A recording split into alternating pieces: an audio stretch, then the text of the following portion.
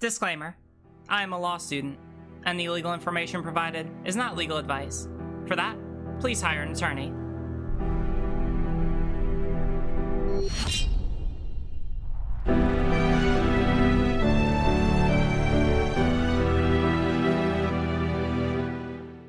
He seems to be a well-meaning guy, but I don't like the way that he speaks on behalf of experiences he doesn't understand. Like, he argues on behalf of trans people, but sometimes I feel super uncomfortable with the way he argues. It isn't how I or a lot of people would ever explain it. Well, I mean, like, yeah, I don't know, some like that is like the thing that I kind of that kind of made me a fan of his in the first place, was the fact that I did like a lot of his takes. I think that sometimes people, I think that, all right, so this is like let's go over, hold on, so let's go over like the pros and cons. Thanks for subscribing. All right, hold on, actually this might be, all right, so here are like the pros and cons of having like allies argue for like minority people on the left, right? I've heard various different arguments on like how, on like whether or not basically like cis white guys should argue on behalf of like various minorities, whether it's people of color, whether it's LGBT people, so on and so forth, right? I basically see there are pros and cons to it, right? I'm going to go through the cons first because I think that they're the first place that a lot of people go. Obviously, the cons are that sometimes they can say things that are either wrong or just very tone deaf, right? So like there are a lot of times where like Vosh or Zan will make a lot of arguments about trans people that will come off to me like very tone deaf, either wrong or just like very close to being wrong and certainly sounding very cringy, right? Like that happens, you know? But I also want to say that like, so like broadly speaking, those are the cons. I also want to say that like the benefits are that they are able to engage in a lot of conversations, which I feel very uncomfortable engaging in, right? Like I do debate content, right? Like I've done a lot of debating and arguing content, and I still, like, obviously I'm going to do it, but I just have to be more careful about how I pick my battles, because sometimes if I'm talking about trans issues, it's literally arguing whether or not, like, it could come down to something as fundamental as like, am I valid as a woman, right? Like it could be something like as simple and fundamental as that, right? Like I remember the other day I was on Dylan Burns' and I talked about this with Dylan Burns, right? Like it was really awkward where I basically had to argue that I deserve healthcare, which is kind of like obvious. Like, and I made all the arguments, and like I think that anyone who was watching that would reasonably come out agreeing with me, right? But like those are hard to make when you are kind of the subject of the debate. Whereas it is a lot easier for like allies to be able to make those kind of arguments, you know, because they aren't like necessarily implicated in the outcome of the debates, right? 100%. So yeah, it's so generally speaking, whenever I'm thinking about like, oh well, should people like should allies be able to advocate for these kind of issues? I think that they should, right? Now some people will argue against that and be like, oh, well, there's no way that their opinion should be valued at all in these kind of discussions, because, well, you know, they can't you know, what's a cis person doing arguing about trans issues to a trans person, right? Especially if they're arguing against a trans person, like the Vosh Blair White debate, right?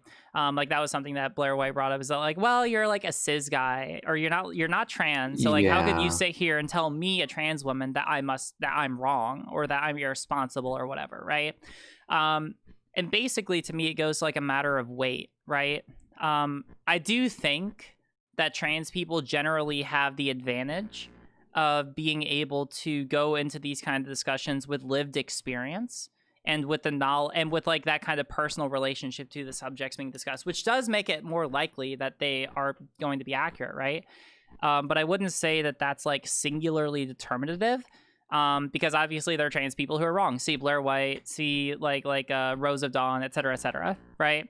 But like, but obviously, and so it's good to be able to have like some people who can engage in those conversations. Now, mind you, I think that when like arguing against like someone like Blair White or whoever, Buck Angel, right? Like I debated Buck Angel, and I think it was really good for me to be able to be in that conversation, because and let's be real about it, a big reason why like Calvin and other people liked or like listened to me is because I'm trans, right? Like let's be 100% real.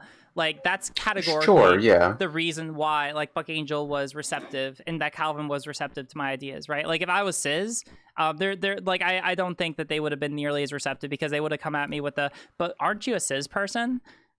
Which kind of sucks because 100%. It's literally which kind of sucks because it is just like the packaging, which like determines whether or not someone listens to my arguments, but like and not like the merits of the arguments themselves, but I mean like so yeah, like there are different circumstances where having cis allies can be really helpful. There are different circumstances where being trans and belonging to the group can also be really helpful.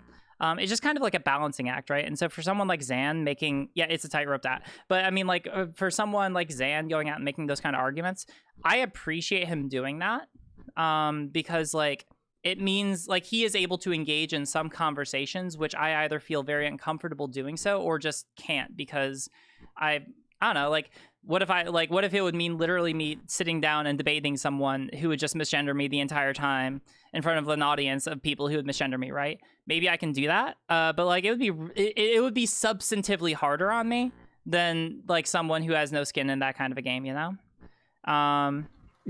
Cis people, hold on. Yeah, what RGR is saying makes a lot of sense. I think allies should be able to debate for trans validity, but they should do some more reading, learn some repressed history, some gender theory. They should learn differences between mass femme presentation, identity, and nuance. No, I agree. That's why I think that that's why the direction that my channel is going in right now, like that's basically what I'm trying to do, right? Because I do think that one thing that cis allies could do that would really be helpful for them is to be able to listen to the experiences of trans people and figure out exactly what arguments they would make. Right now I'm doing kind of a lot of electoral kind of argument videos with my community over this month because it's what's relevant. But I am going to be doing videos on basically like how to be able to make trans related arguments, you know? So that people who are cis or who are not trans can be able to go in with the validity of knowing that, you know, like, and I'm not saying that I'm sitting here speaking for all trans people, right? Like I'm not, right? But I am a trans person, and I have been able to, and I have done like a lot of research into this, and I know how to make a lot of these arguments in a way that I think that would represent most trans people's perspectives on the matter. And so I'm gonna hope to be able to make videos which other people who are not trans can take and know that they're acting at least with a decent degree of knowledge that like they are expressing opinions, beliefs, and arguments that are consistent with a decent majority of people in the trans community. You know, that's kind of the idea. Friendship ended with transphobia. Now cisphobia is my best friend. Oh my god. But yeah, so I mean, like that's basically it. You know, I don't want people to think that like Zan and other people are like bad for. I think that like especially like with him getting into the commentary community, this is a really good example. I think that it would be fundamentally impossible. Like it would either be impossible or very difficult for me to be able to get into the commentary community. Like if I wanted to do that, you know. Because whether people will say it or not, it's a lot easier to get into that kind of community and appeal to like that broad of an audience when you are a cis white guy compared to if like you're a trans lesbian, right? Like categorically speaking, like I'm sorry. This is just me like, and this is generally speaking why I think that a lot of my audience is like very left leaning or like very progressive or all that, right?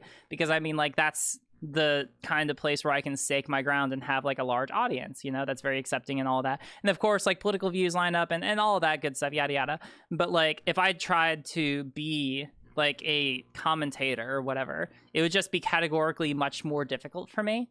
And if I wanted to be like, I don't know, like some other kind of like conservative or whatever, or if I wanted to do just ESO, right? If I wanted to just do this, it would be much harder for me if I didn't also have like something else that I brought with it, like politics or whatever, you know?